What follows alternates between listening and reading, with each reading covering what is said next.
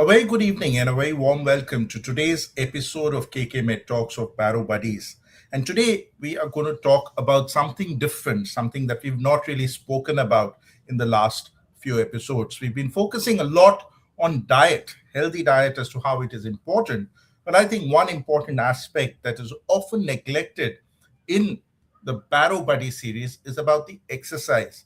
And therefore, today we've got a special guest with us who's going to talk to us about sports, something interesting about adventure sports and his own experience about it, and how important it is to maintain motivation and discipline when we talk of physical activity and strength training. So, friends, join me in welcoming Mr. Prithvi Raj Malhotra, who will be here with us today to talk to us about his own experience and some tips for all of us as to how we can maintain a good Barrow phenotype, a good weight, a good healthy lifestyle, a good health in general when we talk about good physical activity. A very warm welcome to you, Mr. Prithvi Raj Malhotra.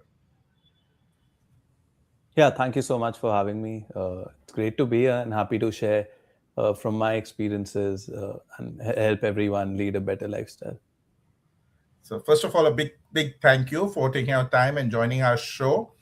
We have people who've joined us from not only within India, but across the globe. And we have people welcoming you already on the chat. So, first of all, a big thank you. And it was really nice to read your affiliation. Yes, an AI product manager is something uh, which is trending, something which is important for the future. But what Yeah. really catches the attention of our audience is adventure sports enthusiasts. So, Prithvi, my first question to you is what all are the adventure sports you have ventured into in the past? Yeah, so I'd like to divide them into a few which are more recreational and easy for everyone to get into, and some are more extreme and require a certain higher level of difficulty to get accustomed to and to begin with. It all started with a mountaineering course when I was in 11th grade that I took part in, which was 1 month long, divided into rock craft, ice craft, snow craft. And more recently, I've done free diving, which is where you're trying to dive to certain greater depths without any equipment, but just by holding your breath. And on water, additionally, I've done two kite surfing courses and a wind surfing course. So these are more extreme. And in softer forms, there's obviously scuba diving, kayaking, surfing, rock climbing, and a few cliff jumps and waterfall jumps that I've done. Yeah. Lovely. So I think a lot of learning points here. And the first point that I really pick up from this conversation is you've started really early. Class 11th, we are hardly, we are in our teens. And that's Yeah. when probably it hit you first. And maybe I think that is an important message for all our listeners today. If we start early, we are probably better off to, continue it long term and generate some interest rather than, changing habits later on. We all know the saying, old habits die hard. So I think Yeah. that's the first one.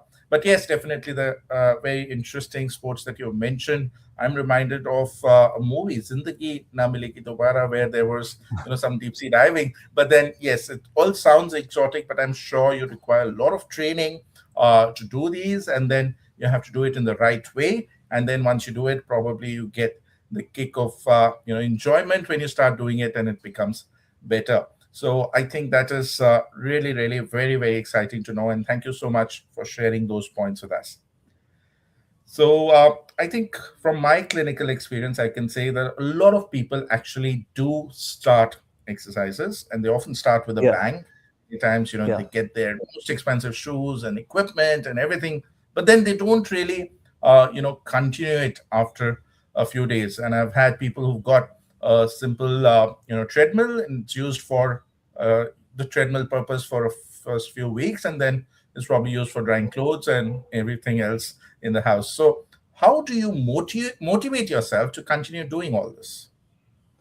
I would say you have to find what fits in with you and you have to find what you enjoy doing so that you're more likely to continue it. And like you mentioned, like a movie can become a visual cue to start something new, but then you might not continue it, or like social media also has a role to play where it feeds in a lot of things that people try but then leave. But I would say try different things, uh, build smaller habits first, and uh, then you're more likely to continue doing something that you enjoy and fits in with you, fits in with your routine. And yeah, there are social aspects to it as well. If you can find people that are happy to do it with you, family members, friends, then you're more likely to continue. I would say. And I think that that is the very essence of this show. Our show is titled Barrow Buddy, which means finding your buddy to kind of help you in this journey of maintaining your good health. And I think that's a Yeah, point that you pointed out. Having a family member, having a friend, having a buddy who's with you in this really doubles the pleasure and enjoyment of taking part in these activities. But I think a lot of learning points, again, starting small is that's important true. so that you are able to do it. You mentioned about the social aspect, how it fits in your schedule. I think that Yeah, is also very important. And I think you're getting a lot of greetings from everybody. Dr. Vinny Joglekar is welcoming you on our thank show. you This so is your much. first time, and I hope you would agree to join a couple of times again later on. More than There's happy. lots to discuss in this topic, and we just have 30 minutes today. So let's go on to the next Yeah, question. And many times, we talk about what are the barriers that people face when they for obesity, for example, they join the gym, they join the sport club, but then yeah. ultimately they don't continue. So what would be barriers that you would say from your experience with people around you that mainly inhibit people to join? I would say it's obviously fear of judgment, that you're trying something new and other people might not uh, take it very positively or make fun of it, or how within your family itself, people might be passing comments or judging in some softer ways where it disheartens you, and you're less likely to continue something, and even less likely to try something new. So I would say those would be like the bigger barriers. Then additionally, you might feel like you're not good enough, and some voices from within your head that stop you from trying something new or continuing. So I would say it's a combination of external and internal. And if you're able to balance You're those able to out, balance or those out. just push through the initial thrust, if you get that as initial thrust, then you're more likely to continue and build those habits which are for your self benefit, and no other person or no other third person is actually benefiting out of those. So Right. Very, very important points. I think we've learned so much already. Starting early in age, starting with smaller things, starting with things that fit you. And the next point that Mr. Prithvi has just mentioned is the initial thrust, which is important. So just keep going. Don't yeah, bother about the people around you. You have a passion, follow it. And once you've done it, and once you've really got out of that initial inertia, thrust, and stigma around it, and then there's no looking back. And I think I can just very recently we published data on obesity, and we look at yeah, people where we know people with obesity are often stigmatized. But what we really showed in that study, this is a vicious cycle, because if somebody has stigma, they tend to eat more and get more obese. And once you're yeah, more obese, you get stigmatized, and it gets into a vicious cycle. And somehow you have to break that initial cycle thrust just once you do it. So I think the important message for all our listeners today is that it's important to just do the initial bit without thinking so much. And once a yeah. couple of days have passed, and I'm sure things would get uh, better. So I think we should move on to our next question. And, our audience can see how lean and fit you are, Mr. Prithvi. But do people with obesity need to train differently from leaner individuals?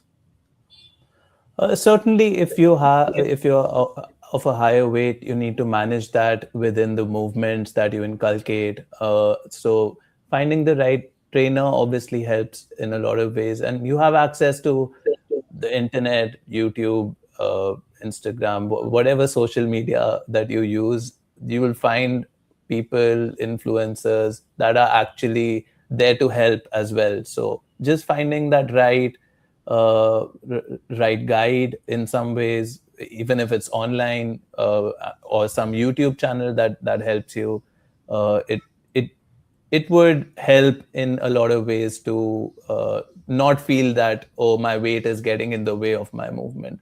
So working with your weight, I would say, is better than thinking that my weight is the biggest barrier in my movement. Yeah. Right. So another important point, and getting the right trainer. We look at Indian literature. Many years ago, we talk about, getting the right guru. And I think Yeah. that's something which is important, because there is so much out there on the social media, so many rights and so many wrongs as well. So you have to Yeah. be judgmental to choose the right person. Otherwise, you might land up in a soup. So I think that's also very, very important. Choose your trainer correctly. And once you've got that, I think that guru would guide you, uh, uh, you know, right on the right path. And So additionally, also not necessarily drawing comparisons, I would say, like looking at, like you said, taking the example of a movie actor, or someone who's lean might not necessarily be as fit. You have to find your own kind of fitness, I would say. lovely, very, very important. I think that's something that in medicine that I say all the time. Today we talk of person-centered medicine. There are no fixed goals, no Yeah. same size fits all. And for me, every patient that walks into my clinic, has a different, bar of what they have to achieve. And Yeah. that's exactly what, in physical activity also we should do. So brilliant answers, Mr. Prithvi. Learning a little bit from your own experience, have you had any setbacks? And how did you address them? What would you say about that? I've had a lot of injuries, be it my knee or while I was playing football. I've had multiple fractures as well. So growing up, I learned that you have to work around them, and how my coaches would also in childhood address those. Like if your hand, if there's a fracture on my shoulder, they'll still ask me to jog because my feet are working. Or if I have a problem in my knee, now I would, if I'm still going to work out, I would try to train other parts of the body. Or you find something stationary that still is using your mind. Like I tried out shooting, just because it requires less movement, but your mind is completely engaged, and you're increasing your focus as well. So I would say working around it, and then trying to rehabilitate it takes a lot of discipline, I would say. But the results are great over there, because you go from no movement to building that brick by brick foundation, and you just feel stronger later on after your injury, after you addressed it. Once you get back, you have a stronger mind, you have a stronger outlook towards things, and your body is also better than before. Yeah. Right. A lot of positive energy from you, Mr. Prithvi. So making, a lemon into a lemonade. So if anybody is actually throwing lemons onto you, if you have got an injury, you still look at the positive aspect. When you get out of it, you get Yeah. more positive that you've overcome it and now you're more fit. But I think another very important point that you mentioned, that if you do get injury, it's just one part of the body. If it's in the lower limb, your upper limb, exercise is done. If it's upper limb, you can still jog, as you said. I think that's an important point. Everything. And I think that's something that we should not do. So very, very important points that we are learning today here. And again, there are comments in the chat box. And there's a question for you where they've asked that, somebody who is active now, but has been active only after the age of 60 or after retirement. And at that age, Yeah. people are more prone to falls. They may have sarcopenia. So what would be your advice to that person who is starting at a much later age in life? I would say you do smaller movements, find the right guidance, and not necessarily try to take risks which might hamper your future movements. Then there are resistance bands that you can start with, which are easy to use. There are static movements where you are trying to just, you're not using weight or resistance, just by tightening your muscle, for example, your leg or your ankle. You lift, like very, very basic movements. You can start with those, and I know they give they don't give that endorphin release, or you don't necessarily feel that exercise high, but they go a long way. I've realized with my injuries how important those movements are, working around the smaller muscles, working around the joints, the muscles around the joints. And just, yeah, you can start with very basic static movements, and in the right guidance, I would say, like with age, and if you have certain restrictions, then starting small, seeing that progress and building on it is better than taking that risk or just following something blindly, and not being able to continue it. Yeah. Completely agree. And what I could add to that is, speak to your doctor about it. Get your Yeah. bone health assessed, get your muscle mass assessed, see how you are, what you can do in terms of your deficiencies of vitamins, how your calcium intake, your nutrition can be improved so that your chance of injury is less. And even if you have injury, if your osteoporosis is well addressed, then you may not have that chance of fracture. So do speak to your doctor as well. And definitely, as Mr. Prithvi said, start small and start more safer stuff and go gradual. I think slower the better. We are not here to actually run a sprint, but we are talking about running a marathon, so we just going a bit slow but going it for a much longer time. So I would like to ask my next question, and I see that we're really running short of time. There's so much to ask you, Mr. Prithvi, but then, nevertheless, from your experience over the years, what practical tools will you suggest that help turn workouts into a more disciplined habit? So when I feel like my discipline went down, I've used trackers, like an Apple Watch or any other fitness tracker, that helps you just keep a tab on how you're going and if there's regularity or not. Then additionally, trying out different things. Like I said, if I'm just bored of working out in the gym, I would like to start running. If I'm bored of running in the same place, you find some other path to run. These smaller tweaks to your movements or to your exercise pattern really go a long way in keeping yourself motivated, or just trying out different sports. That all these kind of things really help, I feel.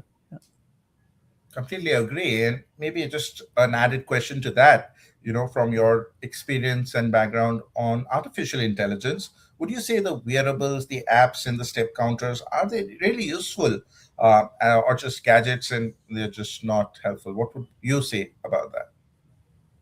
I feel like for a first time user, if it helps you keep yourself motivated, or if you're using an app that builds a positive reward system in your mind externally, then I feel is really helpful for that particular person, if it's helping them keep at it.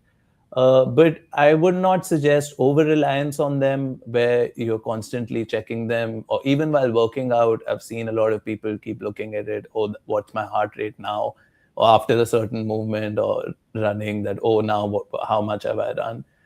It helps to keep track, I would say, but I would suggest not to over rely on it or create a dependency on it, which might affect you negatively, actually, rather than positively. Absolutely agree. And I think now we have no newer terminologies in the domain of psychiatry because of overzealous use of these kind of apps, and then people are kind of becoming more obsessive, more compulsive to keep checking, and that is taking more of their energy rather than focusing on the main thing. So I think very rightly said, everything in moderation is good. Use it to track, but not just totally depend on it, and I think that's very, very important. I I would think just like to add, like, there are social apps as well, which help you with discovery or to try out different sports. If those are active wherever you are, then I would suggest trying out those. And they help you connect also with other people who are running or cycling around you. So that just helps build a community as well. So communal aspect of these apps and trackers is better, I would say, rather than the I dependence on completely them. agree, and I know so many marathon runners. They are running in different cities, but they're still connected Yeah. through these apps, Yeah. and it becomes like a community, and that really helps and does give you at endorphin release that needed to continue your motivation. I think our episode is also very focused on the Baro buddy aspect, and sometimes it's really hard to convince your people who are in and around you, near and dear ones, who need to get into this tract of doing good physical activity and strength training. But often it's very difficult to convince them. But I know that you've been able to convince some people like that. So, what are your secrets of how you convince people to join something that's helpful for them? I think that would be very helpful for the healthcare professionals who've logged in today to try and understand how can they tell their patients and really make them do it, because otherwise it's just a paper prescription, do regular exercise, and it doesn't translate into practice. Yeah, it took me time to realize that it's general human nature to become rebellious to something that multiple people are saying, and in ways where you are made to feel that if you're not doing it, you're doing something wrong. So I feel that that does not create a particularly positive atmosphere where, like, multiple family members could also be telling someone that you need to work out, you need to exercise. Friends also saying you need to exercise, you need to exercise. So I think that repetitive aspect from multiple people just becomes demotivating for someone. Then I feel if there's one person that can get through to them in softer ways, and instead of just telling them, can help them find a place or help them find the right guidance, or uh, yeah, just the can structure it or trick them into believing that it's something positive, then I feel it goes a long way. Because those initial 2 3 months, anyone who has not exercised for a very long time, once they start seeing the positive results on their lifestyle, not just uh, like things like sleep, appetite, how energetic they feel. Once they start seeing those things, I feel they're more likely to stay hooked into it. So yeah, the right guidance probably, and just finding that one person that is able to get through to them, it goes a long way. Absolutely. So, all my fellow colleagues, healthcare professionals who've joined in, I think the message that we're learning today from Mr. Prithvi is here that it requires a little more hand holding. We can Yeah. just say in our busy clinics that you can do it, you should do it. But then, if we take another step as to where and how you can do it, I think there's a higher chance for your patient to be able to follow. Yes, it has to be softly fed in, because already, as Mr. Prithvi said, many people would have told the same thing to the patient. I think it's more important not to tell that you should do it, but tell the benefits, tell the positive side of it. And once they are able to see the benefits themselves, then there is definitely no looking back. There is good motivation to keep going. I think we've learned a lot of points today, right, from starting as to how we get started with physical activity, how we can motivate ourselves, talking about how the social stigma is important, going slow, starting with something that's feasible within your schedule. That is something important. We've learned about how not to be so dependent on the electronic apps and do everything in moderation. I think if we keep following this slowly and steadily, we are definitely going to do very well. Prachi Pandey is also greeting you. And so, maybe the last question to you, Mr. Prithvi, that what would be your one core message that you'd like to tell about sports, discipline, and obesity for all our listeners who've joined in today? I would say start small. I would say try different things, because that also really helps. You might have resistance to one aspect or one sport or one kind of movement, but if you try something else, you find something else online, try that. In terms of discipline, I would say it's something movement compounds. You don't build strength over a day, or you don't start enjoying something also in one day, or like in 1 hour. You can't say if you enjoy something or not. Give it some time, stay at it, let it compound, and you'll start seeing the benefits and the results of it. And it goes a long way throughout your life. You'll look back, probably 3 months down the line, you'll see improvement in certain aspects.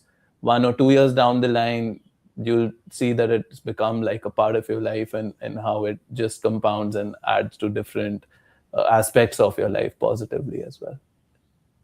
Brilliant, brilliant points, I would say, Mr. Prithvi. Thank you so much for all those insights. I think all of us from the audience are enriched today listening to you, your special tips that you've given. I think you deserve a certificate from the IJCP group. Can we have this certificate, please, for Mr. Prithviraj? Thank you so much. Thank Right. you. Thank you so much. And I think we would love to have you back discussing more in depth about some aspects. But today was definitely covering the bigger picture of talking about sports, adventure sports, about motivation, about discipline, and how to continue it long term. Thank you so much for joining. And we would call it a day today, but we would have the next episode of KK Med Talks tomorrow, and the next Baro Buddy episode on next Wednesday. Thank you so much. Good Thank you night. so Bye much bye. for having me. Good night. Thank you.